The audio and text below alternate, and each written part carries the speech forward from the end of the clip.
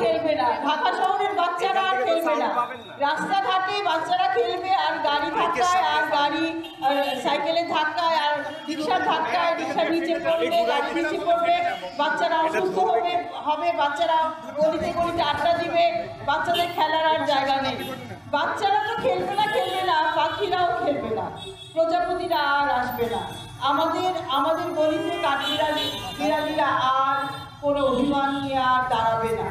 আর অনেক আগে দেখতাম রাস্তায় বের হলে কিছু কাঠবিড়ালি, কিছু বিভিন্ন রঙের পাখি, কিছু বিভিন্ন রঙের পশু, এখন নামও ভুলে গেছি, এখনো দু একটা বেজি হয়তো চোখে বেজি চোখে পড়ে। আমরা শুধু মার্কেট করব, আমরা শুধু রেস্তোরাঁ করব, আমরা শুধু শপিং করব আর রেস্তোরাঁয় ঢুকে ঢুকে খালি খাবো, আমাদের আর কোনো কাজ নাই। আমরা খালি শপিং করব আর রেস্তোরাঁয় ঢুকে ঢুকে খাবো, সারাদিন খাবো আর সারাদিন শপিং করব, আমাদের আর কোনো কাজ নাই। আমাদের জীবনে কোনো সবুজ নাই, আমাদের জীবনে কোনো অক্সিজেন নাই, আমাদের জীবনে কোনো সৌন্দর্য নাই, কোনো ফুল পাতা পাখি নাই, আমাদের কোনো উদ্যান নাই। আমাদের সমস্ত উদ্যান ভেঙে কংক্রিট হয়ে যাক, আমরা কংক্রিটের ভূত হয়ে রাস্তায় রাস্তায় ঘুরবো। আমাদের যে সবুজ, আমাদের ছোট্ট একটা তেঁতুলতলা মাঠ, আমাদের একেবারে উঠোনের মতো একেবারে কলা বাগানের পেটের ভিতরে একটা ছোট্ট একটা মাঠ, সেই মাঠটাকে স্থাপনা করার জন্য আমাদেরকে লড়তে হয়েছে। কিভাবে লড়তে হয়েছে দিনের পর দিন সেটা আপনারা জানেন। আপনাদের সহযোগিতা ছাড়া আমাদের সেটা সম্ভব হতো না। এবং আমি এখানে উপস্থিত সবার প্রতি আমি কৃতজ্ঞতা জানাচ্ছি যে প্রত্যেকটা মানুষ আমাদের সাথে ছিলেন এবং এই যে মাঠের প্রতি, এই যে পরিবেশের প্রতি সবার যে এরকম একটা অনুভূতি, এরকম একটা সহযোগিতা, সহকর্মিতা, এরকম সহযোগিতা পেয়েছি বলেই আজকে আমরা তেঁতুলতলা মাঠটি আমরা বাঁচাতে পেরেছি। তারপরেও পুরো বাঁচাতে পেরেছি কিনা আমি জানি না, কারণ এটা নাকি আবার পুলিশের মাঠ, এখনো নাকি পুলিশের জমি।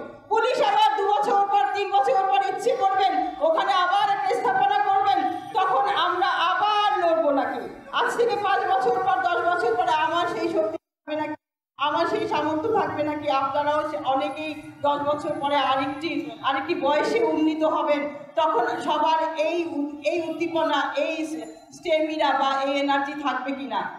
আমি চাই যে প্রত্যেকটি মাঠ, প্রত্যেকটি উদ্যান, প্রত্যেকটি বাগান, প্রত্যেকটি পার্ক উন্মুক্ত থাকুক এবং আরও সবুজ হোক। বাংলাদেশের প্রত্যেকটি জেলা সবুজ হয়ে উঠুক এবং যে সরকারি যে সমস্ত স্থাপনাগুলো আছে, আমি বিভিন্ন সেমিনারে যাই, সেই সেমিনারগুলোতে শুনতে পাই যে কোনো সরকারি প্রতিষ্ঠানে নতুন ডিজি আসলে উনি একটি বিল্ডিং বা স্থাপনা তৈরি করেন, তার একটি স্থাপনা তৈরি যেন নেসেসারি হয়ে যায়।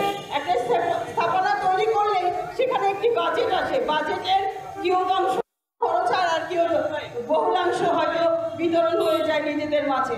তো এই ধরনের সমাজে, এই ধরনের রাষ্ট্রে আমরা দিনের পর দিন আমাদের সহনশীলতা নিয়ে আমরা দাঁড়িয়ে আছি, কিন্তু আসলে এই সহনশীলতা হচ্ছে আমাদের অন্যায়। আমরা দিনের পর দিন অন্যায়কে প্রশ্রয় দিচ্ছি, আমরা অন্যায়কে সহ্য করে যে অন্যায়কে প্রশ্রয় দিচ্ছি, সে অন্যায়ের প্রত্যেককে আমরা অংশীদার হয়ে যাচ্ছি। এখন যে একটি বিশাল একটি পরিবেশ নিয়ে যে সচেতনতা তৈরি হয়েছে, এই সচেতনতার জন্য আমি আসলে আশান্বিত যে হয়তো আমরা আমাদের সেই পরিবেশ, আমাদের সেই ঢাকাকে হয়তো বাঁচাতে পারবো। আমাদের ঢাকা শহর, আমরা আমাদের স্বপ্নের ঢাকা শহর, আমাদের সবুজ ঢাকা শহর হয়তো আমরা আবার নতুন করে সবুজ করে দিতে পারবো। কোনো জায়গায় যেন এরকম করে আর দখল করে, এরকম করে যে কোনো অজুহাতে দখল করে কোনো রকম স্থাপনা তৈরি করতে কেউ না পারে। যে কোনো অজুহাতে যে কোনো একটি খালি জায়গা দেখলেই সেখানে একটি স্থাপনাকে হবে। কেন, কি দরকার? পরিবেশ রক্ষা করে কি আমরা উন্নয়ন করতে পারি না? পরিবেশ রক্ষা করে কি আমাদের পক্ষে উন্নয়ন সম্ভব না? আপনাদেরকে আমি প্রথমেই বলেছি যে আমাদের কাজ কি কেবল শপিং করা, কেবল plaza plaza plaza, market market market এবং রেস্তোরাঁ রেস্তোরাঁ রেস্তোরাঁ? শুধুমাত্র এই যে বলা হয়েছিল যে পর্যটন রাস্তা বানাবে এবং উন্নত সব রেস্তোরাঁ বানাবে। কেন আমাদের এত রেস্তোরাঁ লাগবে? কেন আমাদের এত পর্যটন লাগবে? একটা এরকম 7 মসজিদ রোডের মতো এরকম একটা বিজি রাস্তায়, এবং সেখানে কেন বৃক্ষ কেটে কেন বাগান বিলাস লাগাতে হবে? ছোট ছোট বিন্দু থেকে একেবারে সিন্ধু সমুদ্রে তৈরি হয়ে গিয়ে যেন আমরা দাঁড়ালেই সবাই বুঝতে পারে যে এখানে আর কোনো ব্যভিচার চলবে না, এখানে আর কোনো দখলদারি চলবে না। এরা এসেছে আমরা যেন বলতে পারি যে আমরা এসেছি এবং ওরাও যেন ভয় বলতে পারে যে ওরা তো এসে গেছে। ধন্যবাদ।